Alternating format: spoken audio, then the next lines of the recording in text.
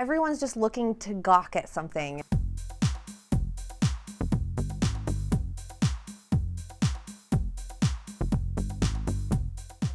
I had models coming in all day to sort of fit costumes from their collections.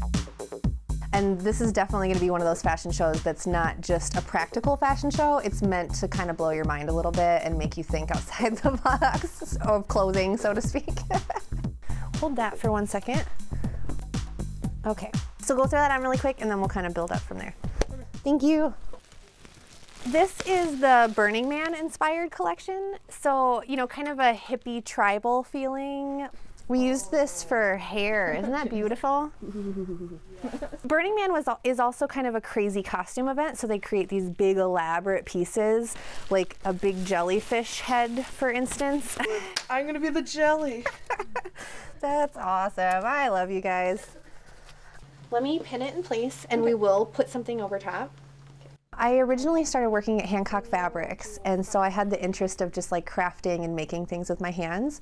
And I was sitting in an intro to theater class, and somebody had mentioned, you know, props and building things for the theater, which had never even occurred to me before.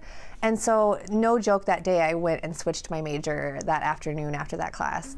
And that kind of just spiraled into this like costuming world, and you know, it's gone from working on shows all over town to like film gigs and movies, and now fashion and fashion shows. Yeah, it's kind of gotten out of control. When I'm approaching a show, I mean, first and foremost, it's definitely to the script, so whatever the script calls for or needs. But then it's kind of exciting because I get to put my own spin on things. And it's definitely a collaboration with the director, so it's not just me, it's kind of working our styles together. If is a Greek tragedy. I kind of brought steampunk to the table thinking, you know, I have no idea if they're gonna laugh me out of this room. But Tammy Ostrander, the director, was so beautifully willing to just like go with it, and we totally did it.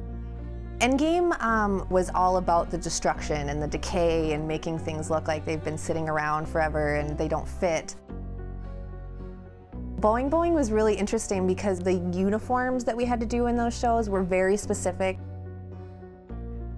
Seussical was amazing and colorful and very Disney-esque without being actual Disney. Hair. I love hair. I'm such a hippie by nature, and so it was really fun for me to like translate that into actual period things. That was probably one of my top 3s ever. Costume is a huge part. It is a very visual thing. You know, instead of it just being, oh, the clothes that they're just wearing, it gives a whole persona of, you know, that character's past and future. And so, you know, anything I can do to sort of like brighten that or maybe emblazon it on someone's mind more permanently is just where it's at, you know, for me. I kind of want to be like wacky and weird. So here's an owl. I think that's like the only thing I know how to do is to just keep trying new things and pushing the boundaries of myself and what I'm working on. The evolution of costume. This though. What's cool about it is everyone has that kind of like open spirit about it. Everyone's like very willing to just go with the flow and kind of like trust that it'll all work out in the end, which is exciting.